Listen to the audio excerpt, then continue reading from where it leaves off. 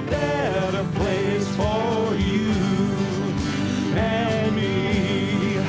You just wait and see. Oh, put a little love in your heart. Put a little love in your heart. Put a little love in your heart. Oh, put a little love in your heart. Oh, say, put a little love in your heart. Put a little love in your heart.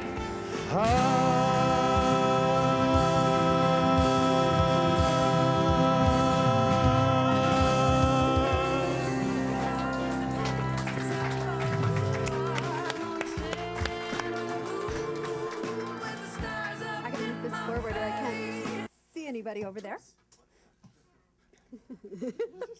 Good morning. How are you? Great. Great. I'm a little buzzed. I've had 4 hours of sleep. I just came back from Asilomar. It totally rocked. And we have Amy Bishop in the house. Amy and I got to listen to her for 3 days at the Canadian New Thought Conference in Winnipeg a year and a half ago. Yeah, a year and a half ago. I'm like, you gotta come to Toronto, girl. So here she is. So welcome everyone to the Centre for Spiritual Living Toronto. Who's here for the first time? Welcome. Thank you for bringing your consciousness to the center. Hello to everyone online. I know Jonathan and Dawn are watching, our Reverend Jonathan Zenz, who is going to be the practitioner of the day at the Global Truth Center in LA.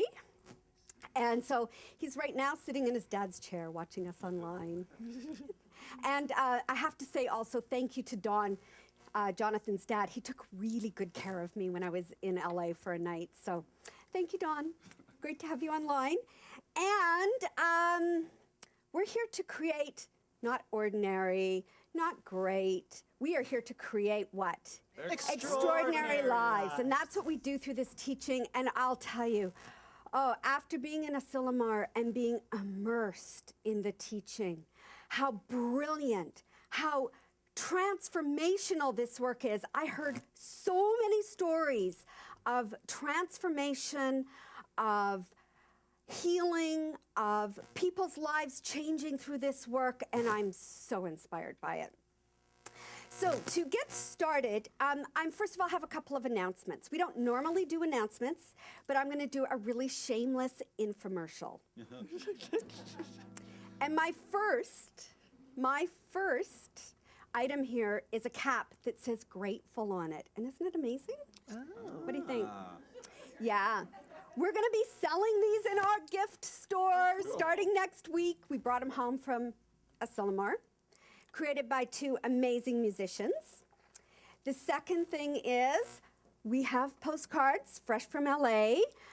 Mental Muscle is starting at the end of the month. It's a 16-week course, and I'm taking it this time. I'm in. So please come and join me, Reverend Jonathan Zenz, for Mental Muscle.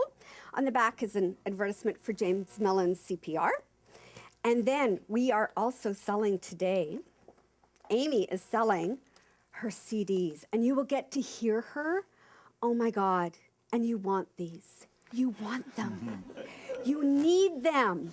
You want to run out of here at the end of service and get them and run home and listen to her. She is so inspiring. So that's my shameless infomercial. And to get us all started, we are going to read, usually we read the declarations of principles, but I'm going to ask you to look at the front cover of your songbook, because there is a lovely, lovely quote by Ernest Holmes, and it represents exactly what I'm feeling. So we will read this out loud together. You got it? Can you see it? All right. I am happy and complete today and forever. Within me is that which is perfect and complete. It is the spirit of all life, truth, and action. I am happy in the certain knowledge of this inner light. I radiate joy and life, for life is within me now.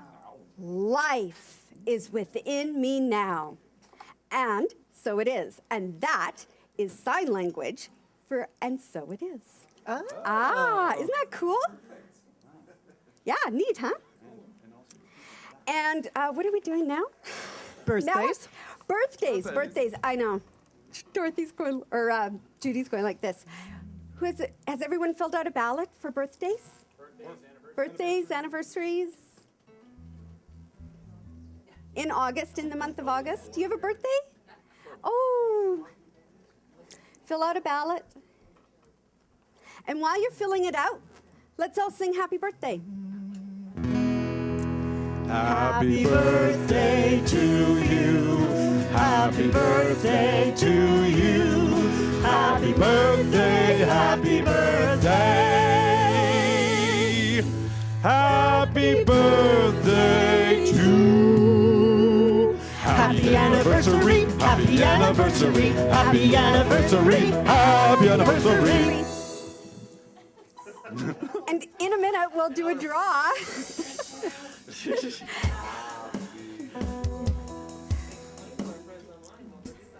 What we are doing is the people who have a birthday or anniversary in the month of August are filling out a ballot, and they also get to write down the charity of their choice, and a portion of the tithe from today goes to their charity if their ballot is chosen. So I'm just going to go. Actually, Amy.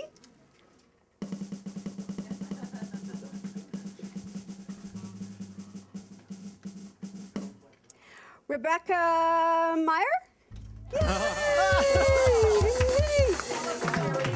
Okay, she'll let us know the charity later. Okay, so now I'm going to invite our practitioner of the day, Margaret Ann, to come on up and give a reading.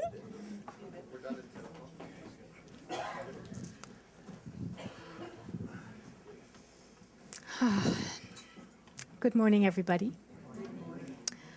And just fresh from Asilomar, it is abundantly clear that the teachings are just as powerful here as they are there. Yes. And I have a reading, and I would love to read it to you from Ernest Holmes' The Science of Mind. The whole teaching of Jesus was based on the theory that we are surrounded by an intelligent law which does unto each as he believes. He implied the necessity of faith, conviction, and acceptance.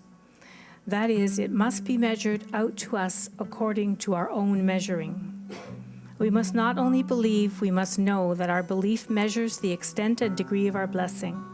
If our belief is limited, only a little can come to us, because that is as we believe. We call this the law of mental equivalence. How much life can any man experience?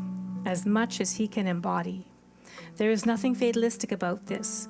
We are so constituted that we can continuously increase our embodiment. We can grow in grace, as it were. We grow in power, and theoretically there should be no limit to that growth. But right today, we can expect to demonstrate or to have our prayers answered according to our belief and the embodiment of that belief. And I have a affirmation. I choose beliefs that manifest my greatest good. I live in grace. I choose beliefs that manifest my greatest good. I live in grace. Can we say that one more time? I choose beliefs that manifest my greatest good. I live in grace. And so it is.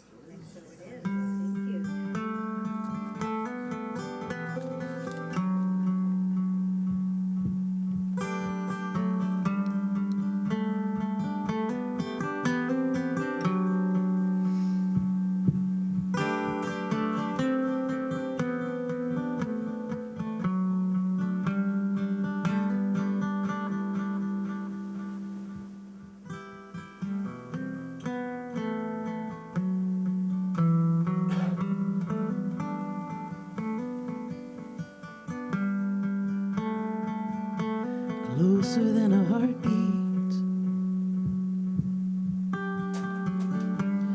closer than the breath in your lungs, closer even still than the pulse within your veins. I am.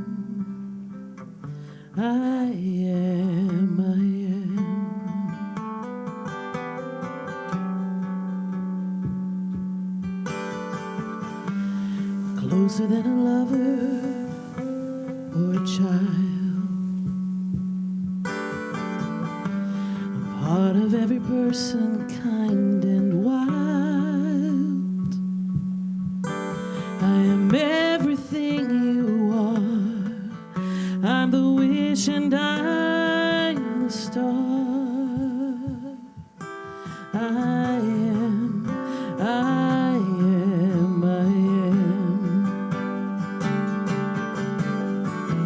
I'm the oak that's climbing skyward. I'm the dandelion seed.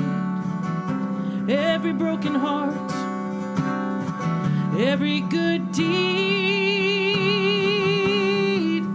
every kind word spoken, every tear that's cried. I'm the little whisper that won't be denied.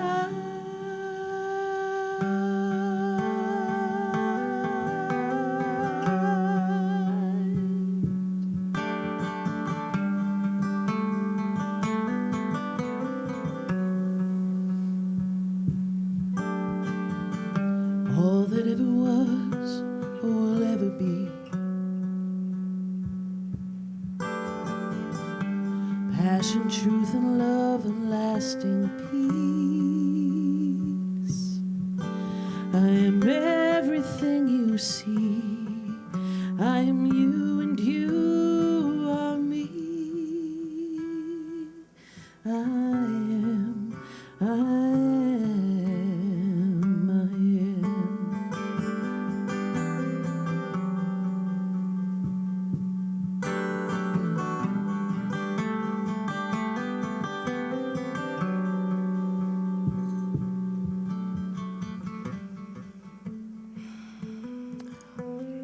In this moment, in this beautiful, special, peaceful moment, I recognize that there is only one presence, and it is love, and it is here.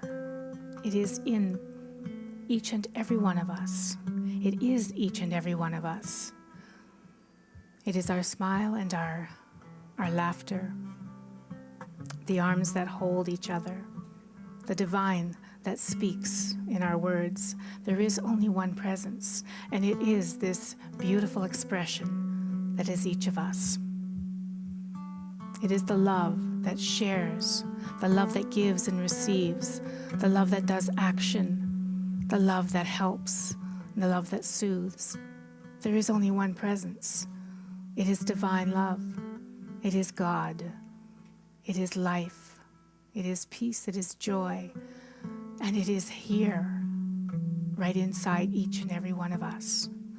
It is the essence of us, the divine being of us, the love that thrills and billows in this beautiful expression that is us. There is only one presence, and I am it. I am the divine. I am open, giving, receiving in this beautiful flow of divine love. I open myself to this love. I open and I let it flow, and I let it be beautiful because it is beauty. I let it be peace because it is peace, and I let it be joy because it is joy. I am grateful for this knowing that is always expanding. I am grateful for the truth that is always revealing. And I am grateful that I am grateful that we are. I release this to the law of mind in gratitude, in peace, and in knowing. I release, I let it go. I let it be so. And together we say, And so it is. I'm the yoke that's climbing skyward. I'm the dandelion seed. Every broken heart, every good deed, every kind word spoken, every tear that's cried. I'm that little whisper that won't be denied.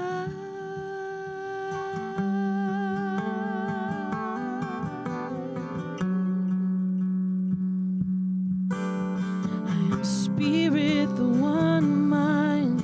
I am laughter, I'm divine. I am, I am, I am. I am, I am, I am, I am, amen.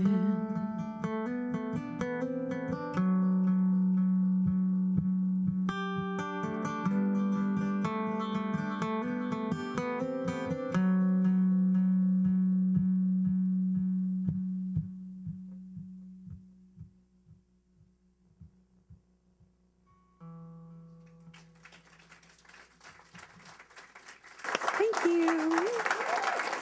Oh. Woo!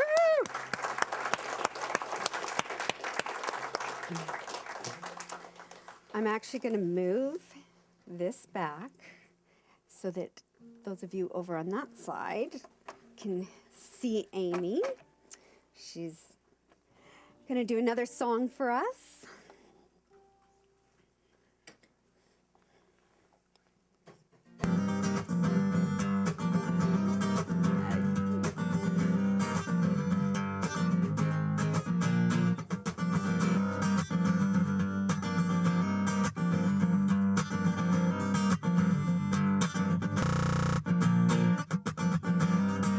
Here I stand at the water's edge, watching the river run through. Now she flows on, she twists and she turns. There's no telling what that river might do. Bravely she moves, not knowing what's ahead, not knowing what awaits in the end. Just like her, I follow my road, not knowing what's around the next bend. Oh, 'cause I am deep and I'm wild and I'm strong.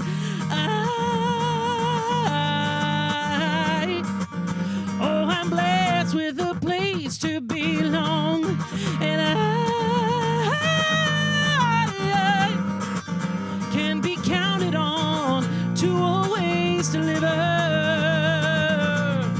just like the river.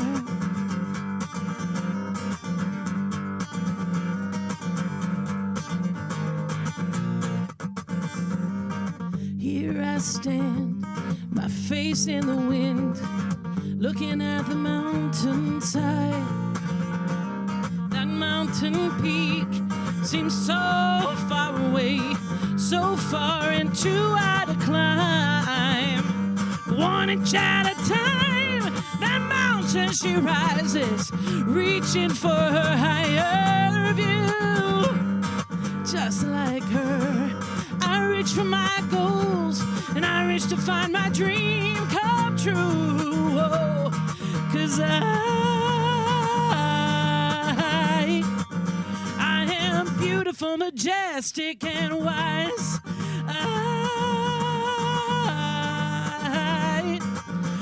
I stand strong between the earth and the skies, and I am a place to refuel and start again, just like the mountain.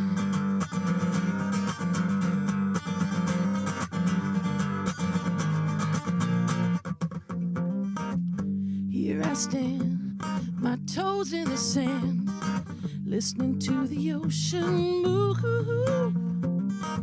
She's drawn by the moon, she's singing a tune. But that ocean, she's got nothing to prove, no. The ocean is deep, the ocean is wild, reaching far beyond my view. Just like her, I shift and I move, each crashing wave's a life made new. Oh, 'cause I'm as constant as the swelling tide, and I believe there's nothing about me that I need to hide, and I live a life that is always in motion, just like the ocean. Just like her, reaching far beyond my view. Yeah.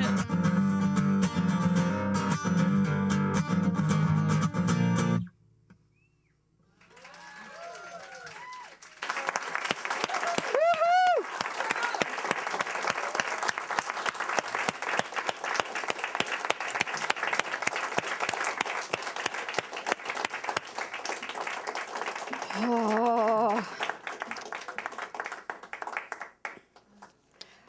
Wow. Wow. Lots of CDs in stock. The bookstore after. Now, I'm going to use this instead and put it out here. And Amy, if I just ever so gently set your charts here, is that going to be okay for you? Thanks. I won't mess them up. Well, maybe I will. Shoot. Just do this. I promise I'll put them right back where I found them. Ah, that's better. See, now I can read it. I have light, and it's slower. Oh, wow. So, I'm talking this morning about fierce grace. Fierce grace. And the Hindus refer to grace as the ultimate key for spiritual realization. And I'm sure you can think of times in your life when you felt like you've been carried by the grace of God, where there have been times where you have been so connected and everything has happened and this love flows from your heart. That's grace. And there may be times that you've experienced a fall from grace. I have. My first time falling from grace, I was trying to impress a boy. I was 15. I was in Edmonton, and there was a big horse show downtown at the exhibition grounds. And so I took the bus after school, and there was a really cute guy that, he was probably about 16 or 17, and I just had such a big crush on him. So I thought, my dad had a horse there. His name was Mike Burnett, no relation to Tanis. And Mike and I grew up together. We were both born the same year. And so Mike was at the stables, and I thought, you know what? This guy's riding around in the ring, exercising his horse. I think I'll just go get Mike and ride. And I had my cowboy hat on and my boots. And so I get Mike and I saddle him up. And when you put the saddle on, you do the cinch. You do it loosely first, and then there's the second cinch, which kind of goes to the other part of the underbelly, and you leave that loose. And I bring him out into the ring, and I go to step on him. I step into the stirrup, and I had forgotten to tighten the cinch, because you go back and tighten up the cinch to hold the saddle in place. So I get on, and I go under. And I'm lying there like this on the ground with the saddle hanging upside down on his belly. And Mike just turns and looks at me and goes, "What are you doing? What are you doing?" And this cute guy just continues to ride around the ring. He's not saying a thing. So what do? Do I just kind of put the saddle back on and go back in. No, I can't do that. I was always taught, you fall off the horse, you get back up in the saddle. So that's what I did. I did a few laps, and then I left because I was so embarrassed. But it was my ego, right? I was trying to impress him. I was trying to be really cool, and I wanted him to like me. And, of course, when we do that, we're not in alignment with who we are. And we lose our connection to the truth of who we are. And you know, it's like, how many times have we done that? And often when we're trying to control things, we can fall from grace. When we're in fear, when we try to control things, we really fall from grace. I was trying to control the whole service for Miss Illamar, sending down his emails, saying, okay, the service is going to look like this, and Amy can do this, this, and this. And Jonathan goes, you know, she just shut you down. Like, leave it alone. She knows what to do. I'm like, okay, I know. And then I went on the last day, I went for some body work. Now, at Asilomar, I cried for 4 days. I cried. It was so loving. My heart burst open. Oh, there was a 3-hour Taizé service where I was just so levitated from the energy of the divine that was so present. It was absolutely incredible. So on the last day, I thought, all right, I'm going to go have some body work. And she goes, is anything hurting you? And I said, well, just the bones on the top of my feet hurt a little bit. And she goes, oh, well, you know, feet are about moving forward in your life. I'm like, okay, don't tell me anything. Like, just leave me alone. I just wanted body work. I didn't want to do any more processing. And then she's working the bones. She goes, well, bones are the structure. They're the structure. And it's like, oh, yeah. And then I'm like, oh, yeah, I got it. Because I was trying to hold onto this structure of how everything was going to work for ministerial school. And I'm there and I'm looking at these ministers going, oh, my God, they're amazing. They're amazing. And I'm listening to the stories and I'm like, okay, so I got to do this and I got to do this. And it's like, let go. Let go. Let God do its work. Let Spirit guide. So I did. And I had a great body working session, and then went and danced my booty off afterwards, and all was well. But it's when we try and hang on and we don't allow this incredible vibrational energy that knows what to do. It knows. But we got to listen. We got to listen to that. As Ernest Holmes says, the divine intelligence that's within each one of us. It is intelligent, smart. It knows what to do. It's us who need to let go. Because that energy, it's always conspiring within us to move us forward to greater goodness, to greater love, to greater abundance, to greatness in everything that we do. But we forget to listen. And that's when we fall from grace. And when we feel that resistance and we're holding on and holding on and holding on, that's when we give away ourselves. And I love this quote from Emerson. I heard it at the Global Truth Center last Sunday. And it's a quote from Emerson. When we realize our own divine presence, we no longer beg. When we realize our own divine presence, we no longer beg. We don't have to give ourselves away. We don't have to impress somebody. We don't have to be in ego trying to figure it all out. Go within and realize that presence is always, always there. That's the whole basis of our teachings, is that when we tap in and we connect to the truth with a capital T, truth that God is present everywhere, at all times, in all things, we can just let ourselves be carried by the truth, by the grace of God. It's there. Ram Dass, he coined the phrase fierce grace when he used it to describe a paradoxical spiritual insight, meaning growth through suffering. And he used that when he suffered a stroke and he could no longer write and he could no longer speak. And he said it changed everything about the life he was leading and the person he had been up to that point. Though he lost so much, he writes that because of this stroke, he gained a new perspective, a greater humanity, a more solid connection to who he was and what was important to him. So fierce grace is about those times when we're tested by the unexpected, when our worst fears are realized, and we're forced to face those realities, to confront them. Confronting means bringing face to face, confronting from that place of love.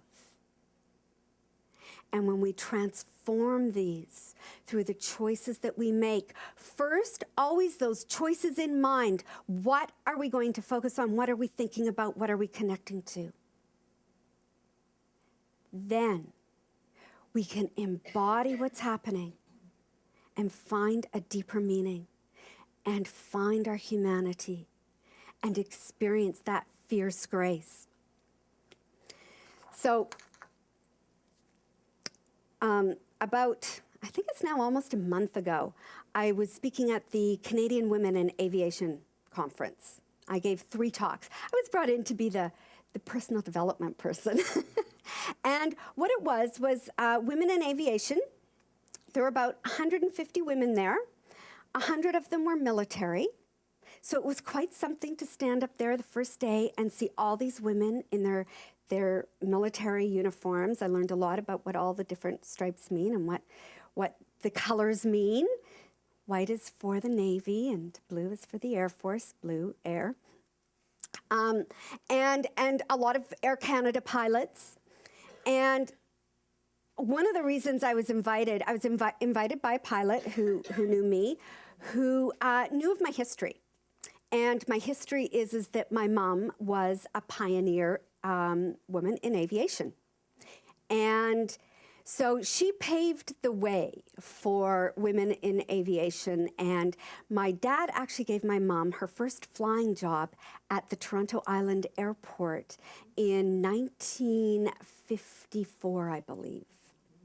And she'd been an aerial photographer during the Second World War. My dad was in the Air Force, and the love of her life was flying. That's what she lived for. So it was great. The first day I talked about visioning and how they all have a vision and how I learned about visioning from my mom. And they kind of all wanted to know about her and all the things that she did. And it was really interesting that they wanted to know about her as the pilot and her accomplishments. And then the second day, I taught them affirmations. It was really cool. It was very fun. They kind of got into it. And then the third day, I talked to them about fierce grace. Now, I got it set up really well because the woman that was speaking before me was the Brigadier General of the Air Force, who was a woman, who was 50, who had traveled all over the world in the Air Force. And she was talking about work-life balance. And she and her husband have 4 children, and they fostered 31 babies. Yeah. Quite a remarkable woman. And she talked about vulnerability. And she talked about women in aviation, how they need to be women and how they need to be vulnerable. And they need to show that side of them, and that this is what the Air Force and the Army need at this time. So it was great.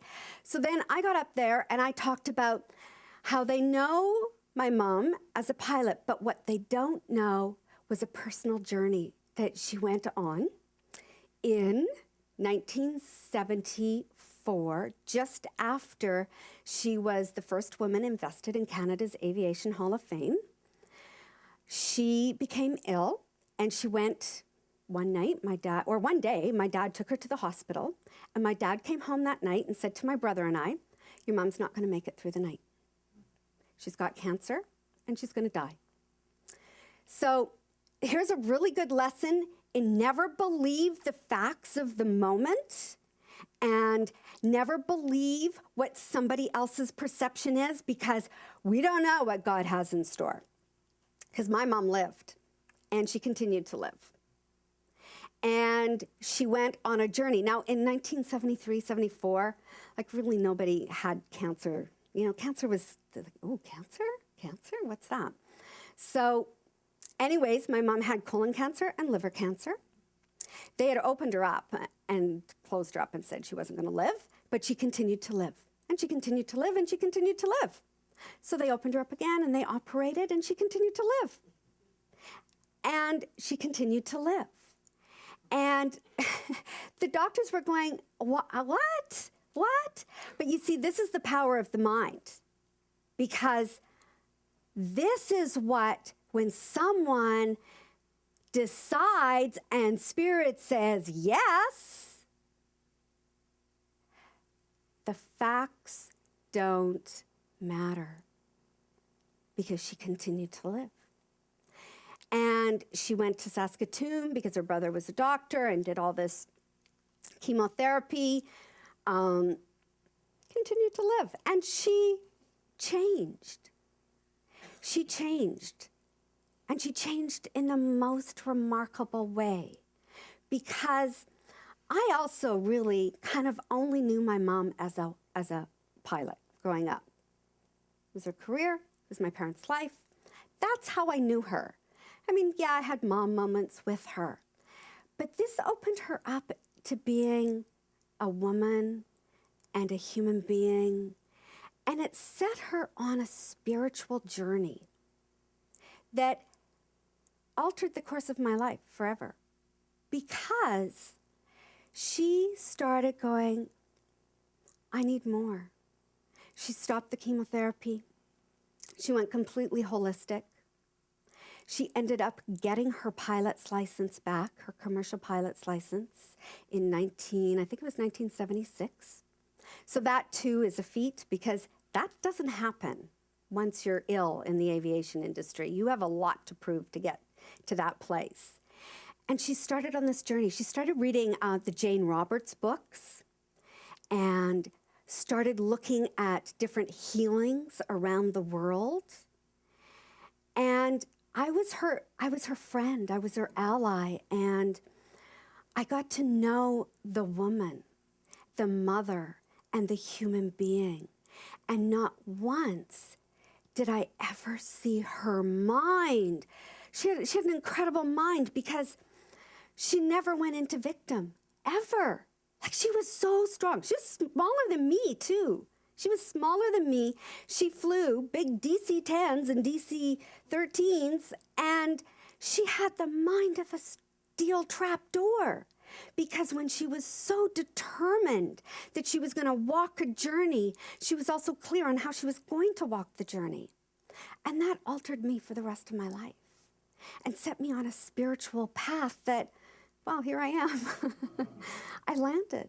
And this was what Fierce Grace was that she was able to embrace this and embody it and not become a victim and go, okay, there's a higher meaning here, and I need to go within and discover what that is. And it was really, really interesting, because these women were like, oh. And I said to them, you have to be human. You know, you have amazing careers. Amazing careers. What they do in the world is amazing. I had no idea of the opportunities and the learning and the education in the armed forces. Like, no, I'm sitting next to this woman. What do you do? Oh, I fly sea helicopters. I go out on missions, you know, been to Afghanistan. Like, I have such tremendous respect for these women who have a vision and are so committed to it, and are also human beings, and are also have their own difficulties to deal with. And to be able to say, step into it, embrace it, be vulnerable, be human, and understand that there's a higher purpose and a higher meaning here. And it's your job to find out what that is. Nobody can tell you. Nobody else can tell you. It's always our own personal journey. We may not have control over what happens to us in life, but we do have a choice in what we do with it, and when we find the meaning and the benefit in those tough, tough times, and everybody in this room has been through something, everybody. It was amazing to hear the stories in Asilomar.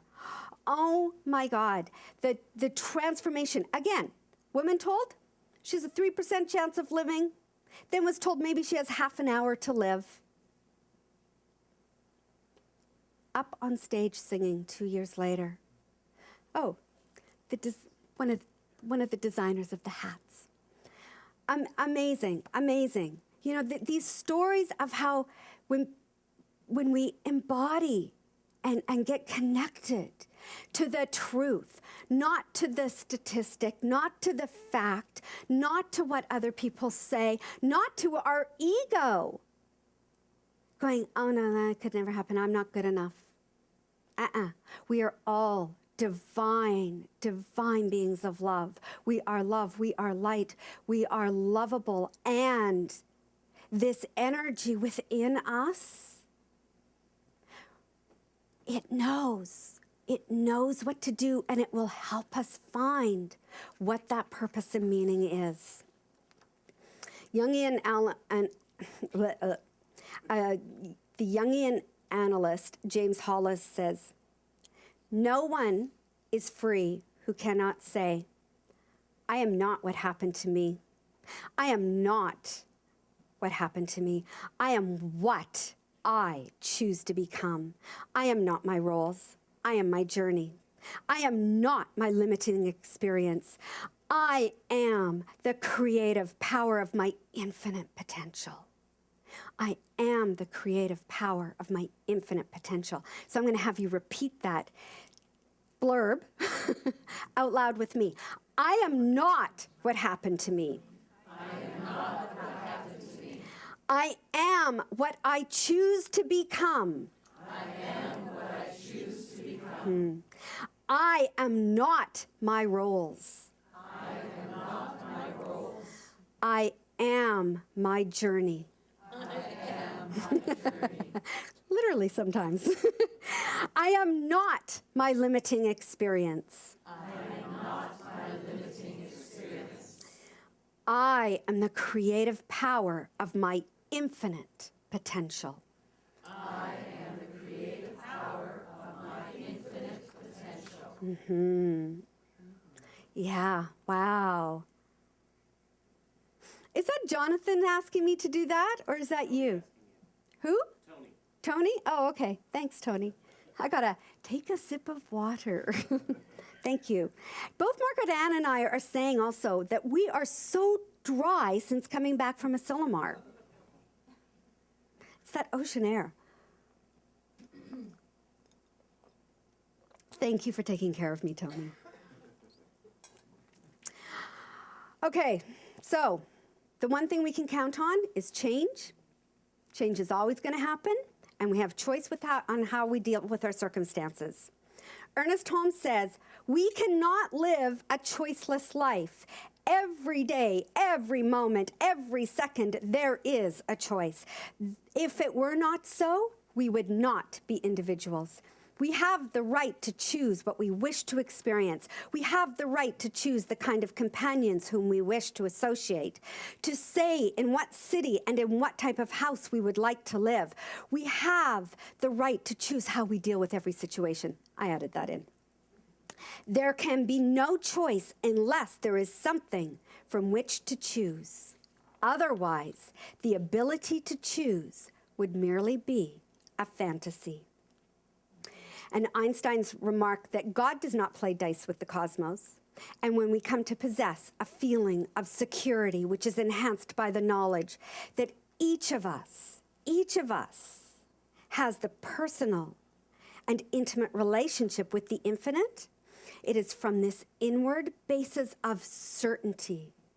Oh, certainty, this sense and awareness of our relationship to God, who is changeless, but from whom flows infinite expressions, that all our thoughts should flow. And besides, life is way too short to spend another day at war with yourself. Way too short. So that energy of grace, it's always within us. It's always available to us with every breath we take. And when we can be reminded that there is magic and power beyond what our eyes can see, right? What our eyes see is form, what our ears can hear, even though the music's great, and our old thought patterns can figure out. It is the insights that seem to come from nowhere that will burst forth. And there was a minister who said this and in her talk, and sorry, I couldn't find my program in my luggage to give her credit for this, but she said, give up who I think I am, give up what I think I know, give up what I think it looks like, give up what I think it means. Isn't that brilliant? Yeah. Yes.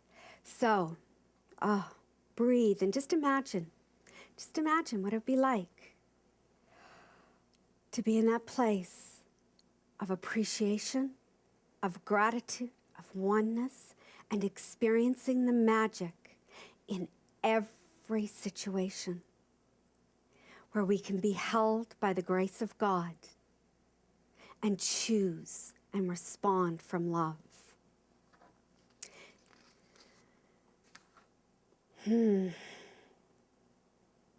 I'm going to leave you with this. I'm going to invite you to speak another declaration.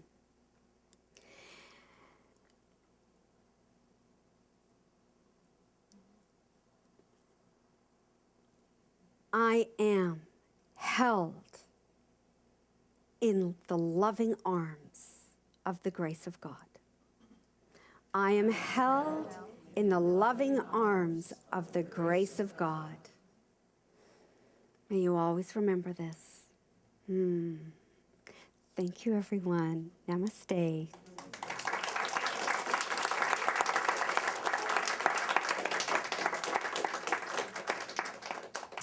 Yeah. Okay. First of all, I'm going to put this back.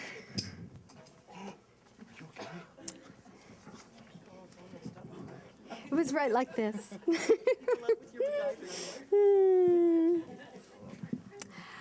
So I invite you to look at the back of your songbook. This is the time when we give back to our center. And so to affirm that God is always our source, let us read the declaration out loud together.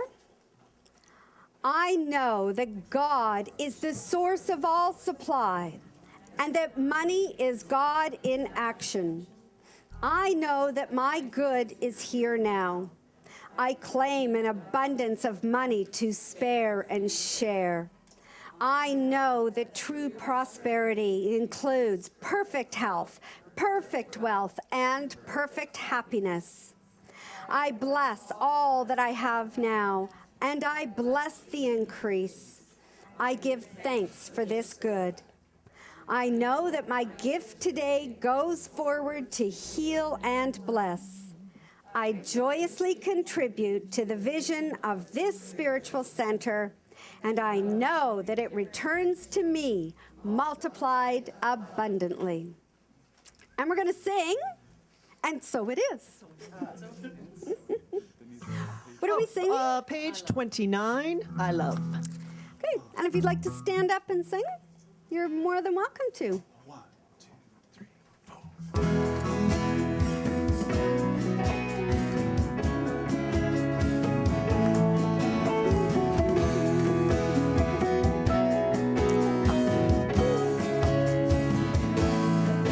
I have a little stick.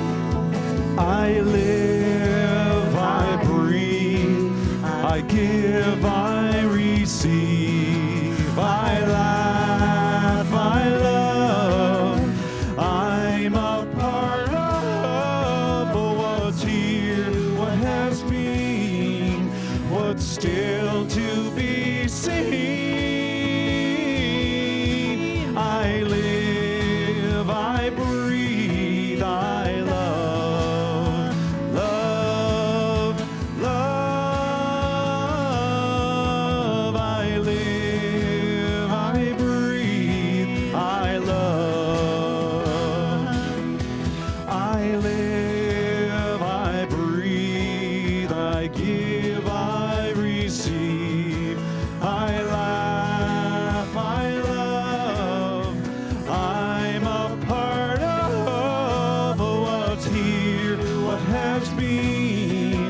what's still to be seen. I live, I breathe, I love, love, love. I live, I breathe, I love. I live, I breathe, I love.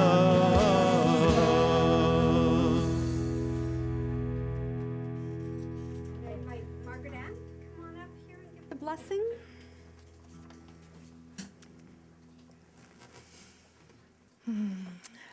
Once again, we take this opportunity to say thank you to each and every one, to feel the gratitude, to know that there is only one presence, to know that it is the flow of perfect love, perfect abundance in every facet of life.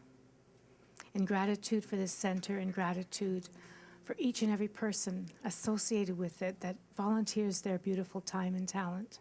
In gratitude for these gifts in the basket that are received and multiplied and sent out to do the work that we so love. In gratitude for all of this and so much more, I release this to the law of mind, knowing that it is so, it is done. And together we say, and so it is. Thank you. Thank you. Thank you, Margaret Ann. So I invite you to sit back and listen to Amy, move into our benediction song. Take it away, Amy.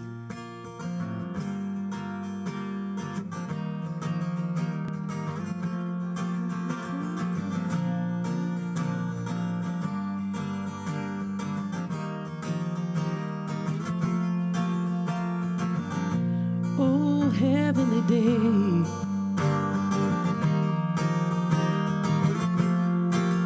All the clouds blew away. Got no troubles today.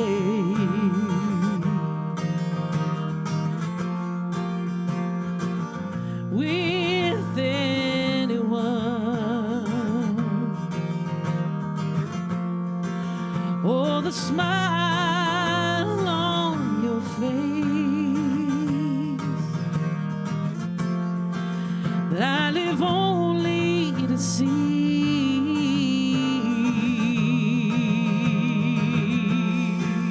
Oh, that's enough for me, yes, that's enough for me. Oh, heavenly day, heavenly day, heavenly day. Tomorrow may rain with sorrow.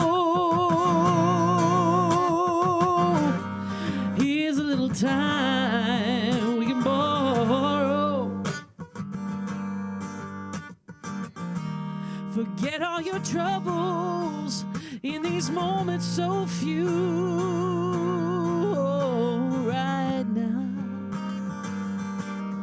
All that we've really got to do is have ourselves a heavenly day. Lay here and watch the trees sway.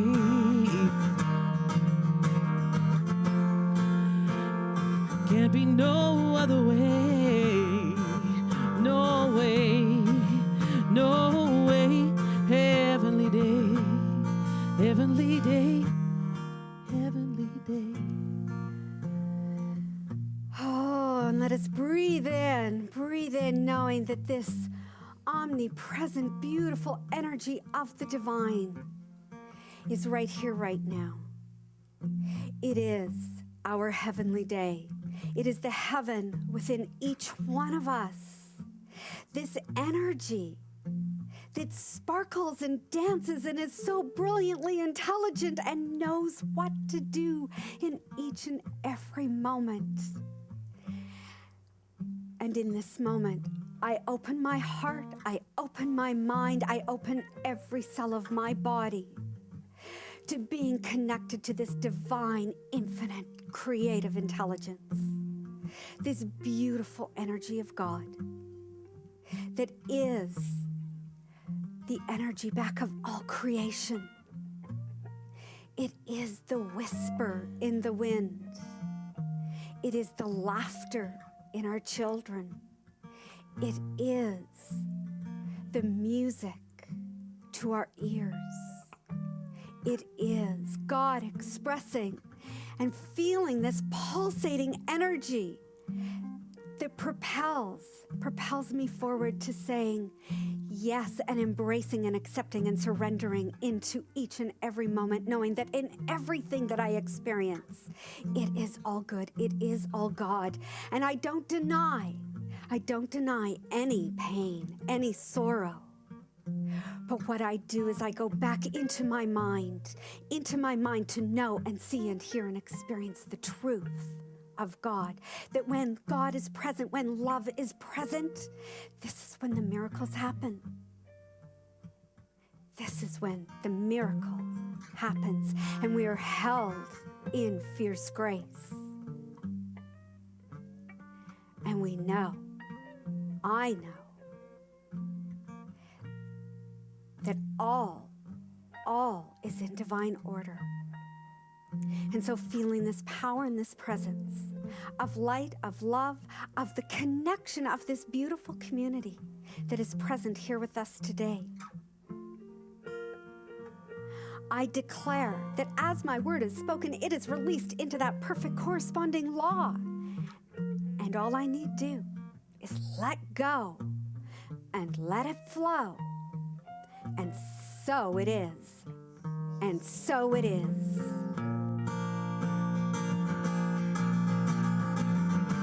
No one on my shoulders bringing me fear. Got no clouds up above me bringing me tears.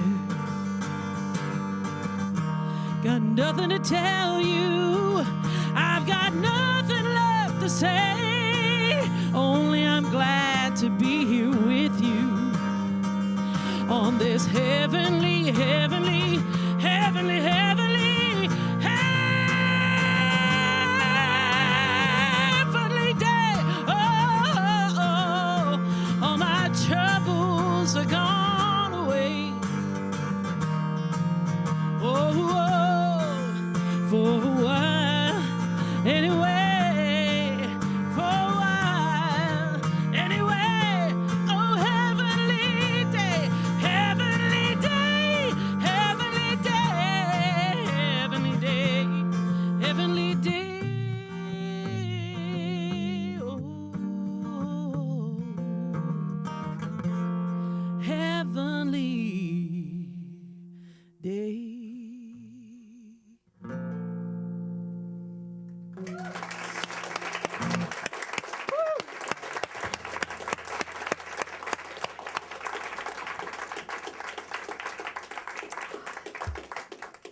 Oh,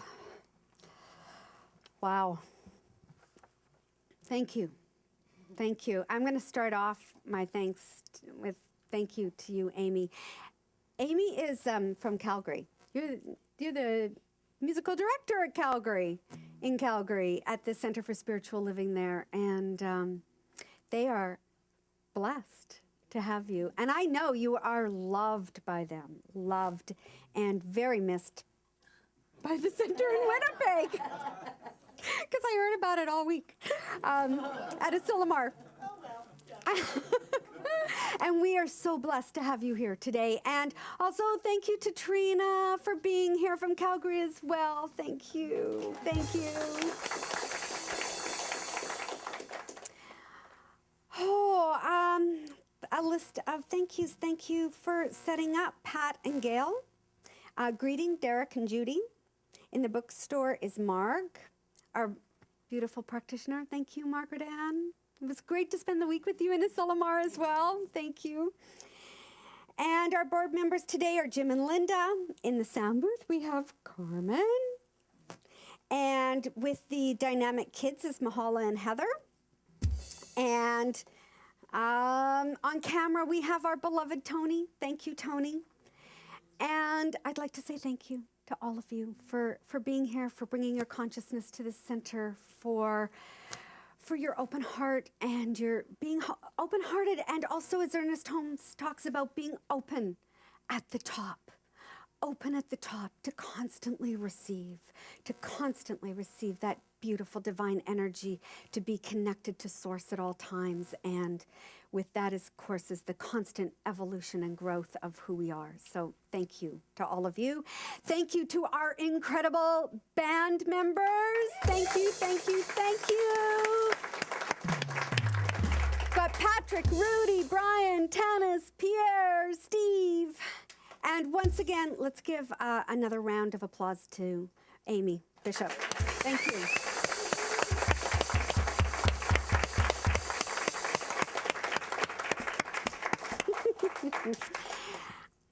The band and Amy are going to lead us out.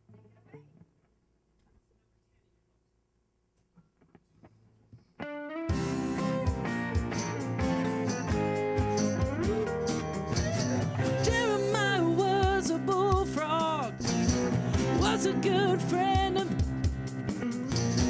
never understood a single word he said, but I helped him drink his wine, and he always had some mighty fine wine, singing joy to the world, all the boys and girls, joy to the fishes in the deep blue sea, joy to you and me.